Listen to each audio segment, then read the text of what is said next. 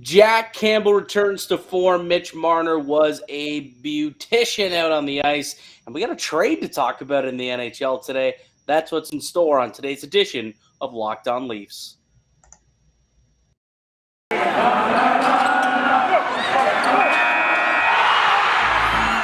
You're Locked On Maple Leafs, your daily podcast on the Toronto Maple Leafs. Part of the Locked On Podcast Network. Your team every day.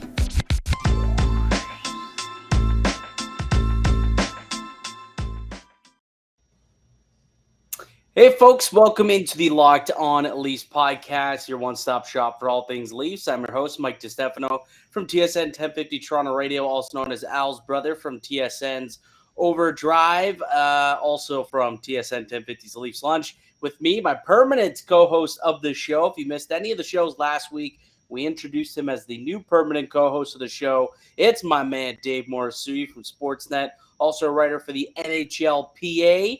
And just a reminder that this is a daily Maple Leaf-centric podcast, so be sure to subscribe to the show for free wherever you get your podcast from. You can now check us out on YouTube. That's right. You can check us out on YouTube, and I don't personally have a great backdrop today. And I have hat head. Just realized I have some serious hat head. I was wearing my team Owl Dog hat earlier today when I was on Overdrive, and now I have some hair sticking up. So you can go to YouTube if you want to check out some hat head that I got going on. But hopefully, go for the hat head, stay for the Leafs talks, the Leafs takes rather. And that's what we're going to get to here today as the Maple Leafs win. They get the victory over Seattle. They end their West Coast trip on a winning note, picked up a full 2 points. Dave, 6-2 final. I don't think to me, it was certainly the worst outing of the three West Coast trips between them, Calgary, and Vancouver, but pick up the full 2 points. And I think a couple of main storylines that we'll get to is Jack Campbell seemed to have one of his better games that he'd had in a while, and Mitch Marner continues to dazzle. Yeah, you can tell this was clearly one where the Leafs were like, we just want to get back at home. And, it's funny because it's their first time in Seattle. So you thought they'd be excited to play in a new venue, new team. And, an opponent that maybe you underestimate a little bit. And maybe that's what happened there, where they kind of didn't play up to their capabilities. But, I mean, they still got the result. And I guess at the end of the day, that's probably more important than, considering what happened the last two games where they looked like they were the better team, but then didn't come away with the win. So you'll take the 2 points at this rate. Yeah, I think what we saw happen too in tonight's game is Toronto, they chased Philip Grubauer early. They were really firing on all cylinders to kind of start the game. They started on time. Great opening 20 minutes. They ended up with 3 goals on 11 shots. It took a 3-1 lead into the intermission. And then I think they just decided at that point, why don't we just make sure that we lock things down? And they got a little defensive. And when they got defensive, they didn't keep their foot on the pedal. And it somewhat allowed Seattle to actually get back into that game in a way. And not so much where their lead was ever really threatened. They held a 2 or 3 goal lead through the entire game. But where Jack Campbell was forced to step up and make some big saves. I mean, he had to make a couple of quality saves tonight. I could think of that one that he made. Let me see. I took a couple of notes here. Well, the one that he made on Appleton with about 2.5 seconds left in that second period, that's a clutch save, right? You never want to allow a goal at the end of the period with 2 seconds left at that. And to be able to kind of take that lead into the intermission as opposed to having the lead cut in half on you is certainly a big save that you needed from Jack Campbell. That great stop on Jonas Donskoy late in the game as well. He made a couple of big stops tonight. And it was really good to see Jack Campbell on a night where the offense was getting goals on the other end. He was also supporting it with some good goaltending as well. And he was just stellar. I thought that this was his best game he's played in a while. Yeah, and you know what? You mentioned that goal, the goal that he stopped, or the save he made at the end of the second period. We know how Jack Campbell's been battling his struggles, right? And the last thing he wants is doubts going into that third period where you know, you don't want to give Seattle any idea that they can come back, because guess what? A lot of teams, when they go up against the Leafs, probably have the belief that they can come back, because the Leafs have had a hard time locking down leads. I'm sure a 3-1 lead didn't sit well with some Leafs fans who were thinking about what happened, not too long ago. And Weirdly, I never had that. I did not have that thought when they were up 3-1. I was like, I feel good. I feel comfortable. I don't know if it's just because it was against Seattle, who's I, it's not a very good team. I had full faith that they were going to be able to pull that game out, and they obviously did. 6-2 final is a pretty convincing final there, but I was surprised. I mean, if you just look at the numbers and the analytics, Seattle, they carried possession, which you don't see happen very often against the Toronto team. They carried, the shot share, which doesn't happen very often against the Toronto team, and that's why I think I look at it and I say Jack Campbell had to kind of, not that he stood on his head, because the Leafs, although they gave them a lot of zone time and gave them a lot of opportunities in the Leafs end, they didn't give them much in terms of quality chances. I think they only had like 2 or 3 like high danger chances in the entire game. They kept everything to the perimeter, everything to the outside. If you want to fling the puck around the perimeter and take shots from the top of the circle, go ahead. Go ahead. In the Maple Leafs, they were doing a pretty good job too of getting in shooting lanes, passing lanes. They were blocking a lot of shots tonight. Overall, I think that it was a good defensive effort, despite what you look at the possession numbers. Good defensive effort, which you really is nice to see, because Jack Campbell, as much as you look at his numbers and how poor they've been the last couple of months, a lot of that you can attribute to poor defense in front of him for a large number of those starts. You can't really say much of that today. There was a couple of chances, and he came up big in those, but for the most part, I thought that the defensive core and the team, once they got to that 3-1 lead, they kind of bought in, and they just collapsed and didn't allow Seattle to do much of anything except hang on to the puck and shoot from a distance. I think also the important part here is that when you give up so many, you take so many penalties, right? Yeah. Seattle had 4 power play opportunities. Like, that's usually in a game like that. Even if the Leafs were doing all right at 5-on-5, or Seattle felt they had the advantage of 5-on-5, power play gives them a little bit of a boost. But fortunately for the Leafs, they kind of they locked things down. They made sure that wasn't going to be the thing that took away from a pretty decent effort. I think, the most impressive part was 21 block shots, right? They outblocked the Kraken, which I found that to be a little surprising. And I think maybe where the Leafs were, the sloppiness showed, is they had 14 giveaways to Seattle 6. Like, that first goal in that Seattle score, that was just, what's Willie doing there, buds? What's Willie doing there? It's really bad luck that it went off of the referee and it allowed them to kind of scoop the puck up and go in like that. But I mean, I know what he was trying to do. He's just trying to cycle it back, have the defender pick up the puck behind the net, and then just kind of sit there, wait, and allow a full line change to occur. Like, I'm assuming that was the thought process of William Nylander, but he had already made the move to get around the defender, literally take 3 strides, skate over center ice, dump the puck in, go off for a change. I'm not sure why he felt the need to try and cycle it back around to try and get it to his defenseman, when he could have made the smart play and gone up ice and dumped it in and still gotten the same change. And obviously, you watch the game and the puck goes off of the official, and they scoop it up and they bring it in, and Bob's your uncle. They get on the board with their first goal of the hockey game. So it was definitely a play that you don't like to see. But even if you go a little bit further in that play, like Justin Hall had a chance to clear the puck and didn't do it, right? And that was on a play where they had just sustained pressure, and it was, I think Muzzin was on the ice for a minute 40 in that shift, and Nylander had a good amount of time on the ice on that shift, and just unable to get it out. And then they finally made a stupid play, and Luckily it didn't cost them, obviously, but they came back and took the lead pretty quickly. Not a pretty subpar goal by Michael Bunting, but hey, you'll take that if you're Bunting. But Grubauer was not very good tonight, I thought, either. No, he's not had a very good year for Seattle. I think No. that was supposed to be the one thing that you look at what Fleury did for the Golden Knights in the expansion year.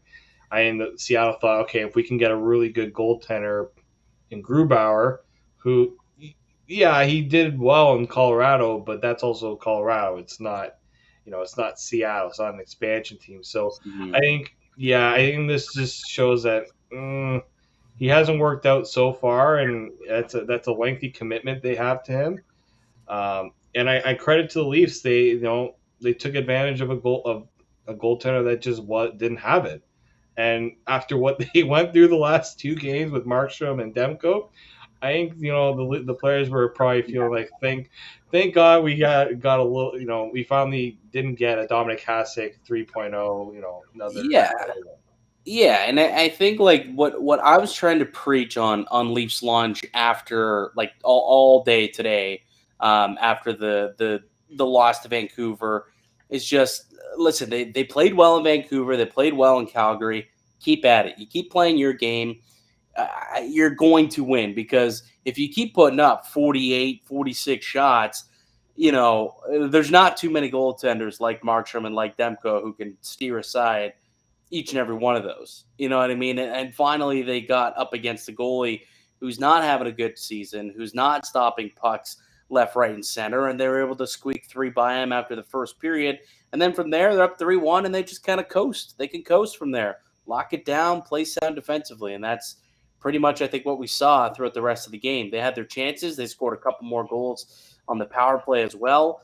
All in all, I think it was a fine game. It wasn't necessarily one that I think they're going to be overly pleased with. There's a lot that I think they could clean up there. You talked about the turnovers already, but all in all, I think they're happy that they pick up the 2 points, and will now be coming back home to Toronto to a 50% capacity stadium. As of this morning, it sounds like starting on Thursday, which is the game against Pittsburgh, they're going to be kicking it up to 50% capacity. So a little bit earlier than they anticipated. So good news, I think, for Toronto fans who are hoping to go and check Crosby in the flesh. But why don't we take a quick break? And when we get back here, we can do our 3 stars of tonight's game. But before we do, Dave, why don't you tell us about today's show sponsor? Yeah, so we're going to talk about our good friends Primal Origin Oils, the beard product that will stop the itch and make your beard look healthy and groomed. And if you're watching us on YouTube, Mike and I got some nice beards going here. I actually trimmed mine just a little bit because it was getting a little much. So I do like to take care of my beard. And the thing about Primal Origin Oils is that they are free from harmful synthetic ingredients, and they have a low impact on our planet. So we know that every company claims to have the best, but Primal Origin Oils challenges you to compare their ingredients and the feel in beard to other products you've used. We promise you will see and feel the difference. Remember, the code LOCKEDON gets you 20% off at primaloriginoils.com. So use the code LOCKEDON at the checkout to get your 20%. And I think I need to replenish some of my beard products. I don't get a lot of beard products, but I do get some that kind of help with the itch. So I think I will be placing an order at primaloriginoils.com. Oh, heck yeah. Get that 20% off. Welcome back into the Locked On Leafs podcast. I'm Mike DiStefano, co-host of Locked On Leafs. Joining me is Dave Morassuttti, my other co-host here of Locked On Leafs. And if you haven't already, make sure that you subscribe to the podcast for daily Leafs content Monday through Friday. We're giving you new episodes each weekday. And now you can check us out also on YouTube. So go check it out on YouTube, Locked On Leafs. Dave, what do we do for our YouTube friends? The awkward wave. We give the awkward wave. And we do it way longer than we should. We're still doing it. Okay, let's stop. Maple Leafs with a 6-2 victory tonight over the Seattle Kraken. The first game against the Seattle Kraken. So Toronto undefeated in Seattle. undefeated. They've never lost a game to Seattle. That's exactly the way I like it. They're cracking killers. They're cracking killers. All right, let's get to our 3 stars of tonight's game. You can tell I'm getting a little delirious. It's like past midnight at the time of recording the show. A little off the rails. But why don't we go to our 3 stars of the game as we do after every Leafs game. Why don't you start with your 3rd star, Dave? I'm going to go with our boy, John Tavares. Mm. He didn't have the biggest night in terms of the point sheet, but he should have had a goal tonight. I don't know. Late in the game there, he hit the post. Luckily, they still got the goal with Muzzin blasting one from the point there. But, 79% on the draws. I felt like he was an animal tonight. Yeah, the Nylander goal didn't do so well for them, but they were able to kind of pick things up. He had a sweet assist on the Kerfoot goal. Without that setup, I don't think Kerfoot ends the Schneid, his little streak there. And I think it's an important effort for that line because they have not looked great lately. So I'm going to give it to JT as my 3rd star. Yeah, that line has not had much production as of late. I think Nylander, technically neither of them ended their goal streak, but both of them not productive. That line as a whole has not been productive at 5-on-5 in the last calendar month. And they end up getting 2 goals tonight, one from Kerfoot, and then late in the game, Jake Muzzin, they propelled that goal to happen. It was them who kind of, produced the forecheck and got the loose pucks and enabled Jake Muzzin to get the shot off on net. And so, I also had just the second line in general as my 3rd star of the game. So we're thinking along the same wavelength there. But since you did that, let me go differently here. Why don't I go with the special teams? The power play went 2 for 2 tonight, which, this Leafs power play is just disgusting. They were literally treating the Seattle Kraken's PK unit like they were a peewee hockey team. Like they just moving the puck around at will, no matter. First unit, second unit, they did whatever the hell they wanted on the power play. Went 2 for 2, and then scored a beautiful penalty goal shorthanded. Mitch Marner, I'll get to it in a sec, I guess, but man, was that ever a beautiful play that he made to kind of break up the puck and poke it past the defender, get his ass going on the breakaway, and then had the wherewithal to notice that he had a trailer and David Camp with him. Made a move to his backhand, looks like he was going to make a move, and then, drop back pass for David Camp to come and just stuff it right into the open cage. Honestly, just such a great play, which we'll get into it, I guess, a little bit later in my 3 stars. Hint, hint, nudge, nudge. But overall, really good penalty kill. I know they did allow the 1 goal on the PK, but overall, special teams, when you can get 3 goals on special teams, you end up in the +2 column in the special teams goal column. I think that's usually you're going to win those games. So shout out to the special teams. 3rd star of the game. 2nd star. I was thinking a little bit about this one. I'm going to give it to Timothy Liljegren. Ooh. There's been some chatter about what these guys are going to be able to do, and can they, and Sheldon Keefe talked a lot about him today, his development, him and Sandin. 2 apples tonight, and he played 18-15. It's a sizable ice time for a defense like him. Played 45 seconds shorthanded. Not a lot, but still getting some shorthand time. But I think the important thing is that, he was not on the ice for a lot of any mistakes, and he's showing his offensive flair a little bit too. Well, I don't know if you noticed this, but about midway through the 3rd period, we did see Sheldon Keefe take out the blender in the defensive pairings, and he ended up alongside Jake Muzzin for the back half of that 3rd period, and we had Rasmus Sandin and Justin Hall together in the 3rd period. So I'll be curious to see if those are going to be the pairings going forward, and if they try that on Thursday night when they take on Pittsburgh. But I thought actually Liljegren did have a good game. He was one of the guys who stood out a little bit to me as well. So I'm glad that you gave him a bit of a shout out because he didn't make my list. But as my 2nd star, I'm going to give it to Jack Campbell. I think Jack Campbell deserves to be a one of the stars in tonight's game. Stopped 23 of 25 shots. And I already talked about some of the big saves that he made, but it's just the timely saves. When you're trying to hold the lead. And in the past 2 months, you just haven't got that timely save from Jack Campbell. And tonight he came up big, a couple of big stops, glove saves, coming up, with his chest up big, up tall, able to, make those point blank saves. And so I thought that Jack Campbell, he came to play tonight, and is a big reason why they walked away with 2 points, especially as Seattle's pressing there in the third period. So Jack Campbell going to give him my second star of the game. Number 1 star, Dave, who are you giving it to?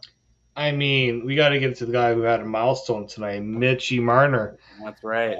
Getting a goal, 2 assists. I know he kind of cost you a little bit on the shot total there. Oh yeah. We placed a wager at betonline.net, and it was 2.5 shots. The over. He has 5 shots. Yeah, 5+ shots in 6 of his last 7 games.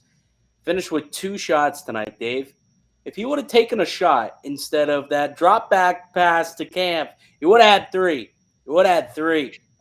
So upset about that, but he was probably the best Maple Leaf out there on the ice, and it was a really sweet play that he made. So yeah. I guess I can let it go, but it hurts. It hurts. Next time, but for Mitch, we'll allow it. I'm just gonna say, if you're gonna do something like that, at least make sure you make up for it and you get a shot later in the game, so you can make my wager go through. I would like to win money. I mean, I did, so I'm happy about that. Good for you. One of us won, Mike. At least one of us can be happy tonight. Okay. Well, we're both happy because at least one. But one of us gets to really enjoy it. Yeah. But no, Mitch was fantastic. Yeah, he was great tonight. Did you mention his 400th point tonight? Yeah. Milestone night for Mitch Marner. The 5th fastest Maple Leaf to get there, tied with Ricky Vaive. Oh, yeah. So pretty good company for Mitch Marner there. But yeah, the drop back pass to me is like highlight of the night material. I just, you know what it is about it? It's the confidence that he like. And the fact that he's been scoring recently allows him to make these plays, right? Like, Drieger was the goaltender at the time. Yeah. He thought he was shooting that puck because he's actually shooting it now. Whereas before, I don't know if he makes that play. But now he's got so much confidence and bravado, and he goes in one-on-one with the goaltender. And Drieger's like, okay, he's got to be shooting it. He's been doing nothing but shooting for the last month now, and he's a goal-scoring machine. And he makes one move to the backhand, and Drieger's like, uh-oh, got to make that stop. And he gets him going to the one side, and then he just pops it, boop, drop pass, Camp, coming right down, easy, wide open cage, right into the back of the net. Oh, it was just such a pretty play. It's just pure confidence. Like, pure confidence of Mitch Marner, where he's like, yeah, I could score, but I also know that I can deke this goalie out, fake him out, make him look silly as hell, and get my buddy Camp for a nice shorty tonight. Let's go with that. I've seen him do that with the London Knights. Like, that's what it reminded me of. Yeah. He's done it with Christian Dvorak trailing behind him. I saw that almost identical play before. It's just this one. You don't usually see it at the NHL level. That's the other thing. He's doing things that you don't, you're definitely right. He has the confidence, and goaltenders have to second guess him. But like, to see him do things like that shows that Marner's just having fun out there. Like, that's the Marner that thrives. Is the one that's got the Mountain Dew energy. As they hopefully had some Mountain Dew. I don't know how the Seattle supply of Mountain Dew is. Hopefully, Mitch got his due. Yeah, fun and confidence, man. Fun and confident. That's what Mitch Marner is right now. Confident in my sports wagering. Meh. Am I having fun? Yes, I am. And I'm doing that all over at betonline.net.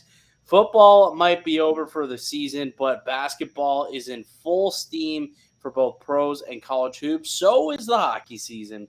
From all the latest odds, totals, player performance props to where the next coach is going to get fired or where he's going to land, BetOnline.net is the number one spot for all your sport betting needs.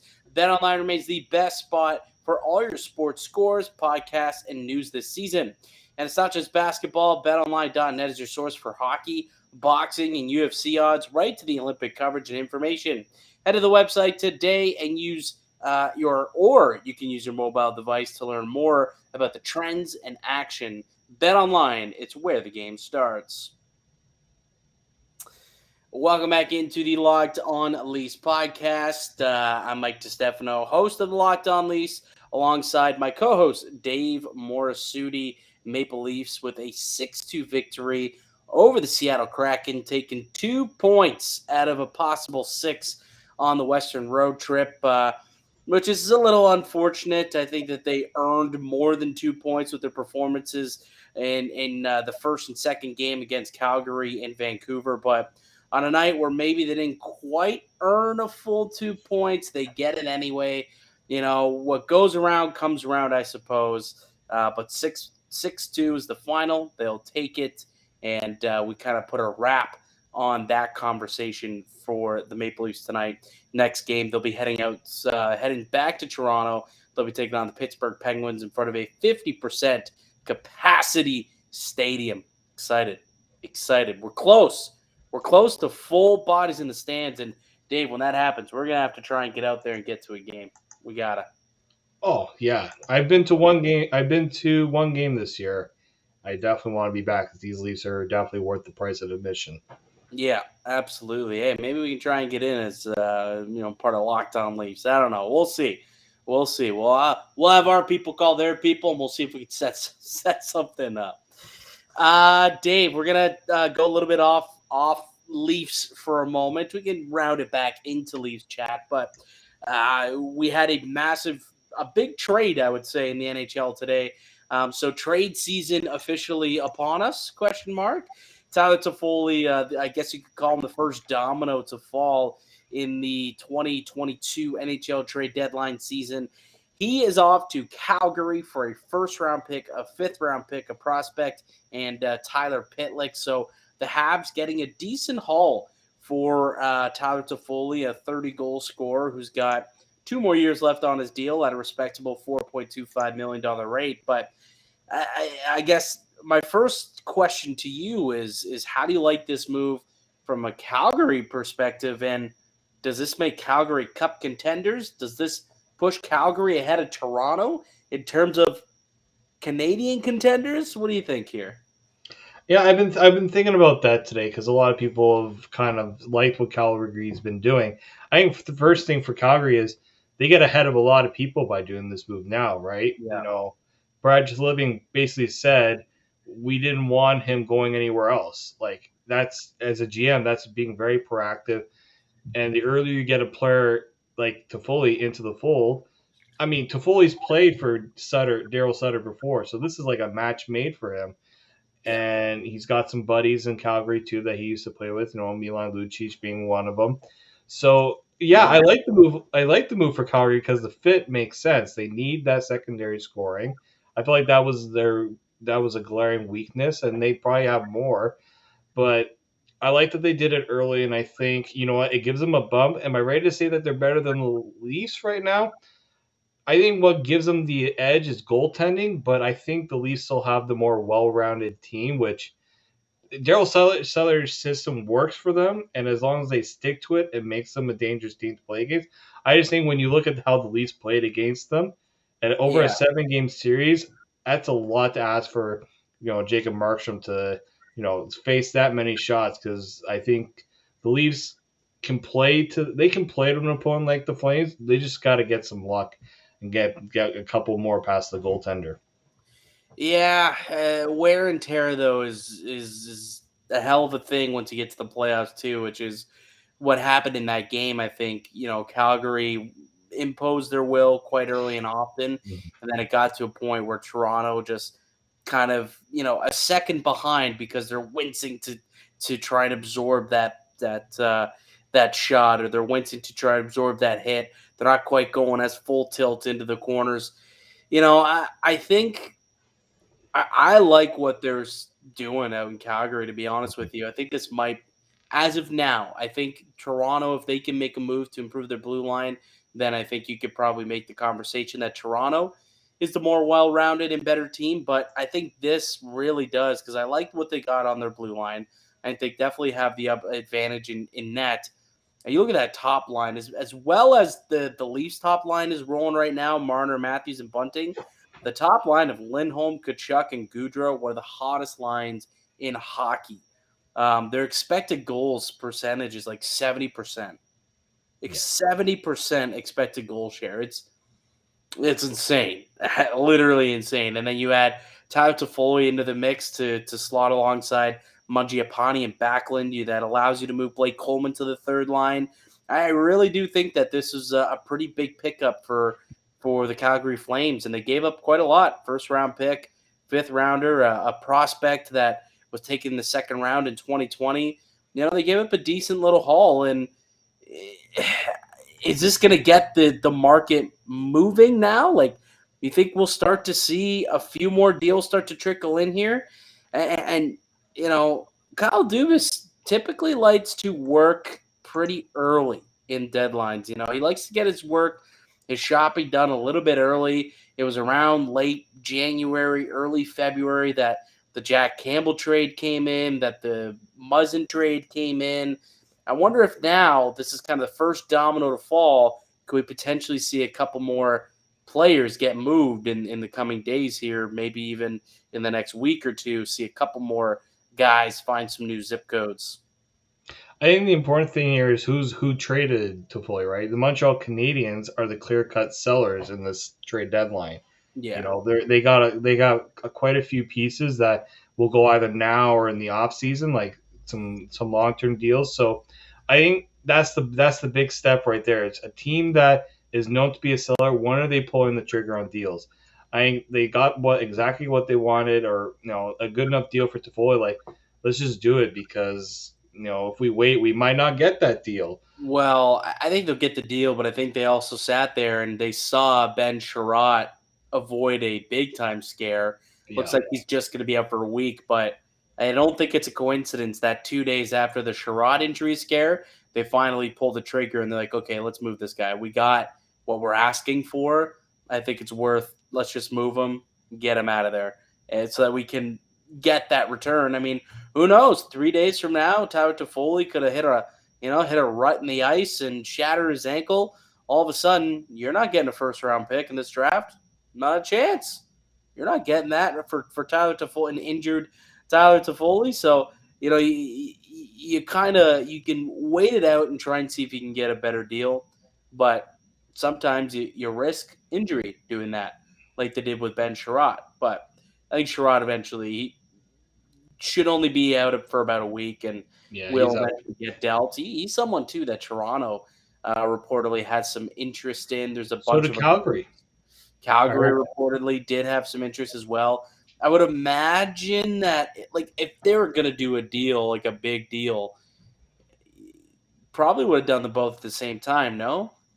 I wonder if salary, though, because you have to make the salary work, and Calgary may have to figure things out on that end. Yeah. But I think if you're Montreal, I don't know if you want to do a package deal like that, because you might get a better offer for one of the guys elsewhere, and if the deal's right for both of them, sure. But I think you always want to try to maximize the return for for a player like Sherratt, who there's not going to be many defensemen on the market, and I think Montreal knows that, and they're going to try to play that. But as you said, I don't know how a defenseman that plays a physical style like Sherratt, I don't know how much you want to dangle that close to the trade deadline. And unfortunately for the trade center shows, that's not going to be that's not good for them to hear. But you also know that you can't run the risk of losing out on an asset that Montreal is going to need as many assets, especially with the most in the draft. They got to give something for the crowd to cheer about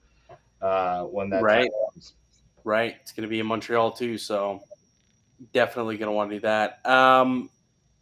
Before we go, maybe this could be a little bit of a sneak peek to maybe tomorrow's episode, but I think since it's now trade season, Is there one defenseman that you kind of are pinpointing as the guy that who you think could come in and help the Maple Leafs top four? Just give me one guy, and then maybe tomorrow we can do like a full wish list for who we think we would like, more of a power ranking type of situation. But who's the guy who you are kind of circling in as the guy who can lead Toronto into kind of take that next level and get into that Stanley Cup contender status? I've been debating this, and there's like that's the problem is like I think they're not going to get one that's expiring. I think they're going to want to try to get someone that's got a little bit of term. The guy I got my eye on is Scott Mayfield Yeah. because he's got a reasonable contract. He's somewhat because you're looking for an upgrade on the second pairing. I think he does bring some of that stability that would be needed.